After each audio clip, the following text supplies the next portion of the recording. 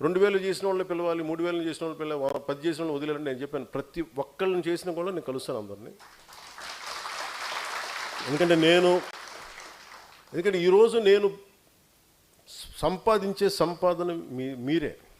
1000 కోట్లు నాకు అవసరం లేదు, కానీ 20,000 మంది నా సాధకులు, 21 లక్షల మంది నా ఉద్యమిలు చాలు నాకు. నేను సంపాదించుకున్నది అంటే ఒక దేశం, ఒక 10 మంది ఉగ్రవాదులు కూర్చొని దేశాన్ని వణికిస్తూ ఉంటే, అలాంటిది మీరు 20,000 మంది మీరు కూర్చొని మీరు బిగిన ఒక మాట పైన ఉంటే మీరు ఎంత మార్పుని పట్టుకు రాగలరు? ఎంతని మందిని ఎలాంటి గుండాయిసనైనా కీళ్ళు కాళ్ళు వంచి మీరు కూర్చోబెట్టగలరు? మీ శక్తి మీకు తెలియదు, అంత బలంగా ఉంది. సో నాకు ఐ నీడ్ డిసిప్లిన్. ఈ మాట మాట్లాడాలి, ఎందుకు మాట్లాడతాం? ఈ మాట మాట్లాడకూడదు, ఎందుకు మాట్లాడడం? ఒక విశ్లేషకులు కూర్చోబెట్టి ఒక తప్పు మాట్లాడితే దాన్ని ఖండించాలి, ఎంతవరకు ఖండించాలి, తెగేదాకా లాక్కూడదు. ఒక మాట చెప్పాలి, కానీ దాంట్లో కొంత క్షమ ఉండాలి, కరెక్షన్ ఉండాలి. ఇవన్నీ నేను I want to train all of you in that. నాకు తీసుకెళ్ళడానికి ఏమీ లేదు, నేను పోతే ఈ ఉంగరం కూడా నాతో పాటు రాదు, కానీ నేను వదిలేది నా భావాన్ని వదిలేళ్తాను ఇక్కడ. సో నేను కోరుకుంటుంది అలాంటిది. ఎందుకంటే ఏం చేస్తాను ఫైనల్గా, నేను ఈ రోజున కూర్చోబెట్టి ఈ రోజున మాట్లాడుతున్నప్పుడు, గోదావరి నది శుద్ధి గురించి మాట్లాడుతున్నప్పుడు నేను మర్చిపోవచ్చు, వెళ్ళిపోవచ్చు, కానీ మీరు ఇంట్లో బిడ్డలు ఫోన్లు చేస్తాం తల్లులకి, ఆ బిడ్డలు భవిష్యత్తుకు మంచినీళ్ళు అందించాలి, ఒక కలుషితం లేని గాలి అందించాలి. వాళ్ళు రేపు పొద్దున్న ఏదైనా వస్తే ఉద్యోగ అవకాశాలు కావాలి, ఉపాధి అవకాశాలు కావాలి, వీటి గురించి నా ఆలోచన. అందరూ అడుగుతారు, ప్రధానమంత్రి గారు మీకు ఏం మాట్లాడతారు, ఎందుకు వస్తారు? నేను ఇవే మాట్లాడుతాను ఆయనతోటి. నేను మాట్లాడేదల్లా దేశ భవిష్యత్తు గురించే మాట్లాడతాను, అంతేగాని వాళ్ళని అరెస్ట్ చేయండి సార్,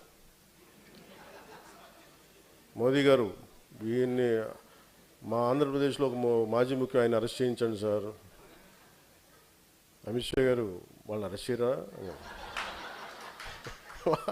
నాకు ఎంత హాస్యాస్పదంగా ఉంటుందంటే, ఎంత సిలీగా ఉంటుందంటే, ఇంత దిగజారిపోయారు ఏంట్రా బాబు అనుకుంటా.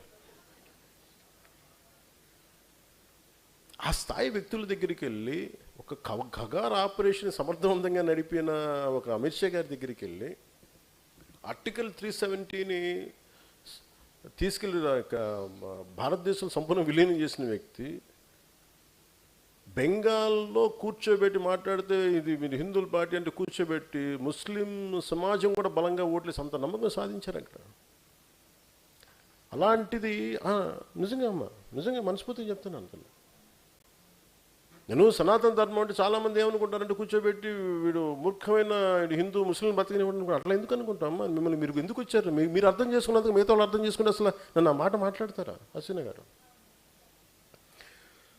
నేను ఇలాంటి కూర్చోబెట్టి మాట్లాడే వ్యక్తులతో నేనంటే వెళ్ళి, సార్ ఆయన అరెస్ట్ చేయండి సార్, ఇంత దిగజారుడుగా మాట్లాడతాను. దానికి కథనాలు మళ్ళీ విశ్లేషకులు ఇప్పుడు చెప్పండి, ఇప్పుడు మనం ఏం జరిగి ఉండొచ్చు అంటారు. అది యాక్చువల్గా ఏం జరిగిందంటే అండి, ఆ రోజున ఢిల్లీలో మీకు గుర్తే ఉన్నట్టు పవన్ కళ్యాణ్ ఆ రోజున అక్కడి నుంచి హైదరాబాద్ వెళ్ళారు ఫ్లైట్లో, వారిని కలవటం జరిగింది. ఆ జరిగిన 32 నిమిషాలు 29 నిమిషాల 34 సెకండ్లలో 4 నిమిషం 32 సెకండ్లో ఇది లేవనెత్తారంట. ఆయన 6 నిమిషాల మటుకు లేదు దీన్ని ఖండించారు. ఇంత గొప్ప చెప్తారు మహాన్. వీళ్ళందరూ కింద కూర్చున్నాను చెప్పండి. ఓకే ఓకే ఓకే అండి. నేను మనోహర్ గారికి చెప్పను నేనేం మాట్లాడాను, ఆయనకేం తెలుస్తుంది. ఏం మాట్లాడతాం నిజంగా ఆ స్థాయి వ్యక్తులు ఏం మాట్లాడతాం అంటే, నేను కోర్టులు చెప్పాలండి, ఈ దేశ ప్రధాన న్యాయమూర్తులకి ఒక మాజీ ముఖ్యమంత్రి ఇన్ని కేసులు పెట్టాడు అని నేను చెప్పాలా? ఆంధ్రప్రదేశ్ హైకోర్టు న్యాయమూర్తులకి నేను చెప్పాలా? వాళ్ళకి తెలీదా? సిబిఐ కోర్టులకి నేను చెప్పాలా? వాళ్ళకి తెలీదా? ఎవరు దోషులో ఏం చేస్తున్నారో తెలియదా? ఆగమ్మా విను.